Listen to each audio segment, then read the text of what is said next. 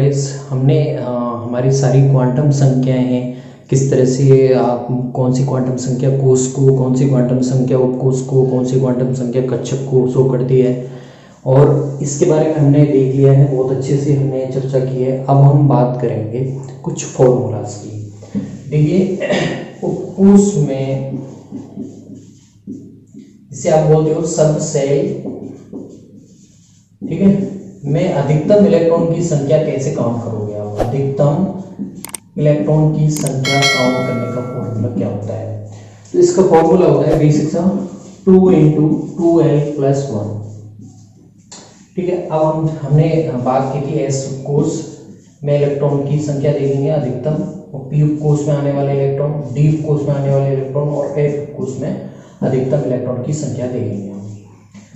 तो मैं पहले बता चुका हूं L का मान S उपकोष के लिए 0 होता है, L 1 यानी कि P उपकोष, L 2 यानी कि D उपकोष और L 3 यानी कि F उपकोष।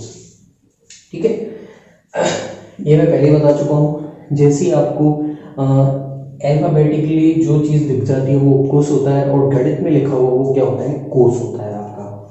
अब S उपकोष में अधिकतम इलेक्ट्रॉन संख्या का जो फॉर्मूला है वो इसमें लगा दिया, यानी कि इसमें L का मान आपको 0 रखना है। S उपकोष के लिए L का मान 0 होता है, तो 0 को टक कर दीजिए, 2 × 0+1, ये आ जाएगा आपका कितना? 2 × 0 0+1 यानी कि 2 × 1 = 2, यानी कि S उपकोष में अधिकतम इलेक्ट्रॉनों की संख्या 2 होगी। P उपकोष में अधिकतम इलेक्ट्रॉनों की संख्या हुई, L का मान P के लिए कितना होता है? 1, तो L का मान है 1 रख दीजिए, तो कितने हो जाएंगे? 2 × 1 ये हो जाएगा 2, 2 + 1 3, 2 × 3 = 6, यानी कि P उपकोष में अधिकतम इलेक्ट्रॉनों की संख्या क्या है? 6।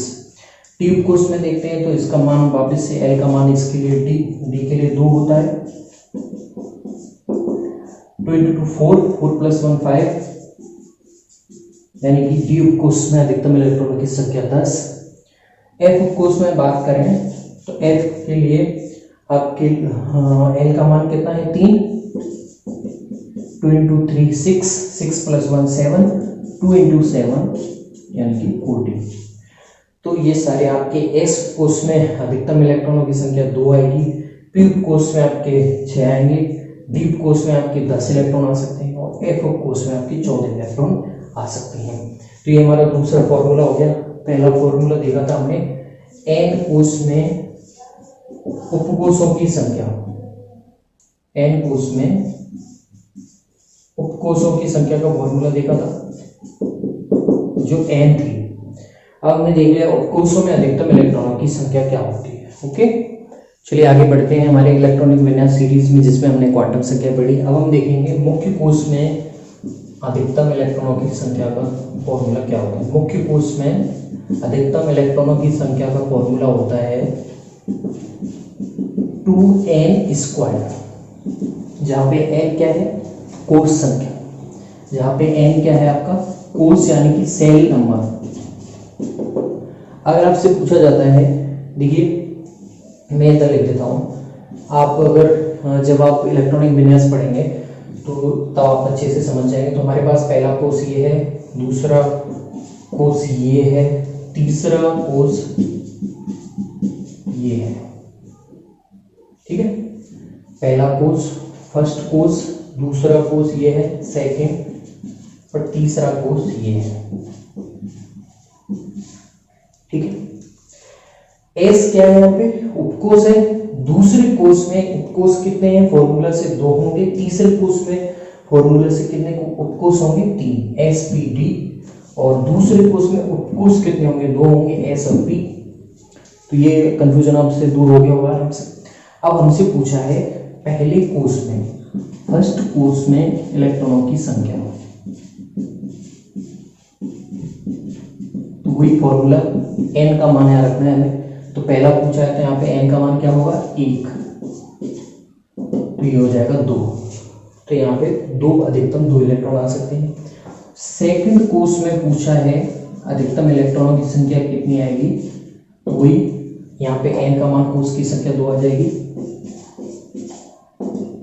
2 की स्क्वायर कितना हो जाएगा 2 इंटू 4 यानी कि 8 इलेक्ट्रॉन दूसरे कोष में आएंगे।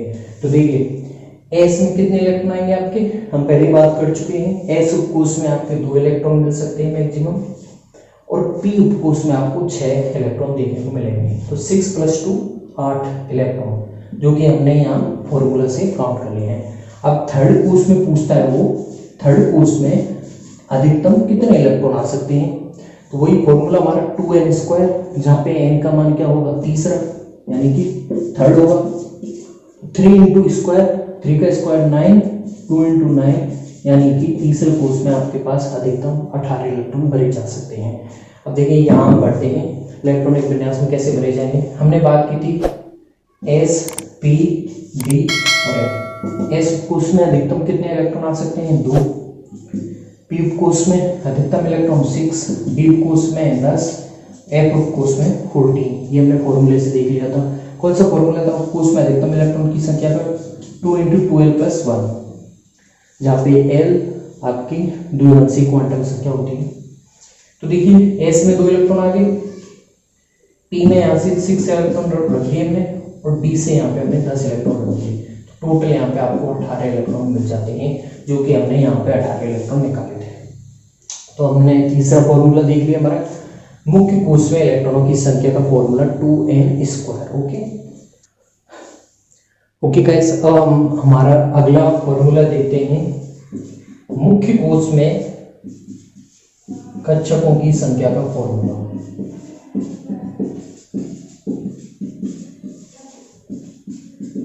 अगर आप एक बार क्वांटम संख्या अच्छे से पढ़ लें और एक बार इलेक्ट्रिक कॉन्फ़िगरेशन देख लेंगे, तो आपको इन फॉर्मूलों को याद करने की जरूरत ही नहीं है। आपको डायरेक्टली मुझवानी याद होगा, एस कोष में कितने इलेक्ट्रॉन आएंगे 2 आएंगे, पी कोष में 6, डी कोष में 10, एफ कोष में 14। तो इसमें याद करने वाली क्या बात है, लेकिन वो फॉर्मूला से मैंने यहाँ पे जस्टिफाई कर दिया है कि इसका फॉर्मूला होता है 2 × 12 + 1, जो कि उपकोषों में इलेक्ट्रॉन की अधिकतम संख्या। मुख्य कोष में अधिकतम इलेक्ट्रॉनों की संख्या 2n²। किसी कोष में उपकोषों की संख्या n होती है, n कोष में अगर उपकोषों की संख्या निकाल रहे हैं तो उसमें n आएगी। अब हम पढ़ते हैं मुख्य कोष में कक्षकों की संख्या। देखिए अब हम इसे इस तरह से कर सकते हैं, आप डायरेक्टली फॉर्मूला मत रखिए, लेकिन अगर ये विन्यास देखते हैं आप, ये पहला मुख्य कोष है और ये दूसरा। जब तक आपका दूसरा मैं बोला हूं तो उस 2 तक की गिनतियों को आप देखिए, तो यहाँ पे भी 2 की गिनती है, यहाँ पे भी 2 की आपकी गिनती है। तो ये आपका दूसरा कोष है, यहाँ पे केवल 1 की गिनती है, तो यहाँ पे ये पहला आपका कोष है। तो जब पूछा मुख्य कोष में कक्षकों की संख्या, तो पहले कोष में कक्षकों की संख्या कितनी है, एस में कितना होता है 1 कक्षक होता है, एस में 1, पी में 4, पी में 3, पी में 3 कक्षक होते हैं, P x P by P Z, S में 1 होता है। तो दूसरे कोष में आपके 3 + 1 मिला दीजिए 4 आएंगे। तो इसका फॉर्मूला होता है n², मुख्य कोष में कक्षकों की संख्या निकालने का। तो अगर आप पहले कोष में फर्स्ट कोष में निकालते हैं कक्षकों की संख्या, तो n का मान यहाँ पे क्या रख जाएगा n, यानी कि मुख्य कोष की संख्या 1² यानी 1 आ गया, जैसा कि हमने देखा था एस में 1 होता है। यहाँ पे अगर आपसे पूछा जाए दूसरे कोष में कक्षकों की संख्या बताइए, वही फॉर्मूला n², और n यहाँ पे क्या है कोष संख्या। कोष संख्या कितनी है 2 का स्क्वायर कर दीजिए, आपके पास आ जाएगा 4 हमने देख लिया है। एस में 1 आपके कक्षक होता है, पी में 3 होते हैं, पी में ये 3 होते हैं, पी एक्स पी बाई और पी जेड। तो टोटली आपको 4 मिल जाते हैं। ठीक है, अगर थर्ड कोष में कक्षकों की संख्या पूछे तो यहाँ पे n का मान 3 आ जाएगा, यानी कि 9। वो देख लेते हैं कैसे 9 आया, 3s 3p 3d। s में कितना होता है कक्षक 1, p में 3, d में 5। d में 5 कौन से होते हैं, dxy dxz dy/z dx² और dz²। ये क्या है आपके कक्षक हैं। और तो 5 + 3 8 + 1 यानी कि 9, ये आ गया आंसर। तो ये किसका फॉर्मूला हो गया, मुख्य कोष में कक्षकों की संख्या का फॉर्मूला हो गया n²। ओके, अब हम पढ़ते हैं उपकोषों में कक्षकों की संख्या का फॉर्मूला, उपकोषों में कक्षकों की संख्या का फॉर्मूला। ओके, उपकोषों में कक्षकों की संख्या का फॉर्मूला होता है 2l+1। अगर आपसे पूछा जाए S उपकोष में कितने कक्षक मिलते हैं, तो S के लिए L का मान कितना होगा 0, तो इसके लिए आप लिख दीजिए मान 2 × 0+1, तो आपका आ जाएगा 1। S उपकोष में एक कक्षक होगा। अगर आपसे पूछा जाता है P उपकोष में कक्षकों की संख्या बताइए, तो P उपकोष के लिए L का मान 1 होता है, तो L का मान इस फॉर्मूले में आप पुट अप कीजिए 2 × 1 2+1, आपका आंसर हो गया 3, जो कि हमने याद कर लिए थे। P उपकोष में Px, Py और Pz कक्षक मिलते हैं। अगर आपसे पूछा जाता है D उपकोष में कक्षकों की संख्या बताइए, तो D के लिए L का मान होता है 2, इस फॉर्मूले में L का मान पुट कीजिए 2 × 2+1, तो 5 कक्षक D में आप देख सकते हैं। तो इस तरह से F उपकोष में भी आप निकाल सकते हैं। तो हमने ये कुछ फॉर्मूले देखे। ओके, तो गाइस मैंने यहाँ पे इसमें आपके सारे जितने फॉर्मूले मैंने पढ़ाए हैं बहुत डिस्क्रिप्शन में उन सभी का एक सार लिखा हुआ है। उपकोषों में कक्षकों की संख्या आपको पता करनी है, तो उसका फॉर्मूला है 2l+1। उपकोषों में अधिकतम इलेक्ट्रॉनों की संख्या आपको पता करनी है, उसका फॉर्मूला है 2 × 2l+1।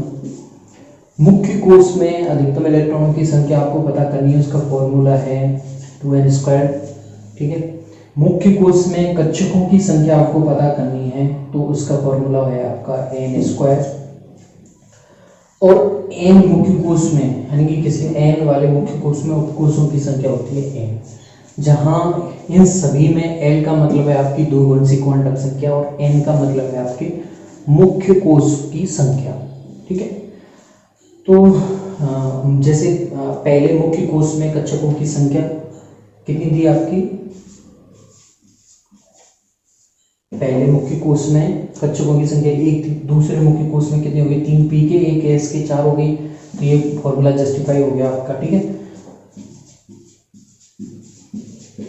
अब पूछते हैं आपसे n मुख्य कोष में उपकोषों की संख्या का फॉर्मूला n होता है, तो पहले मुख्य कोष में कितने उपकोष आएंगे, तो कितने ही 1 है, फॉर्मूला जस्टिफाई हो गया आपका।